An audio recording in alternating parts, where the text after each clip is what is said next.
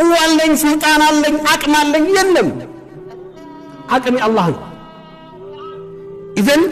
በየትኛውም አይነት ተጨባጭ ውስጥ ከዛሊሞች ላለመሆን መልካም ሰርተን ማለፍ ካንችል ክፋታችን ግን እጃችንን መሰብሰብ አለብን ለሌሎች ተስፋ መሆን ባንችል ለሌሎች ስቃይ መሆን የለብንም ለሌሎች ደስታ መፍጠር ባንችል የሌሎች ሐዘን ምክንያት መሆን መቻል የለብንም ወንድሞች ዛሬም በየትኛው ሁኔታ ውስጥ ፈተና ውስጥ የሚያልፉ ወንድሞቻችን እኛ ብንችል ልናግዛቸው ብንችል ልንጠብቃቸው ባንችል ግን ዱዓ ልናደርግላቸው እንጂ ዛሬ ፈተና ላይ ወደቁ ብለን ደግሞ እኛ በእነሱ ፈተና ልንስቅ ልንሳለም ግን አይገባም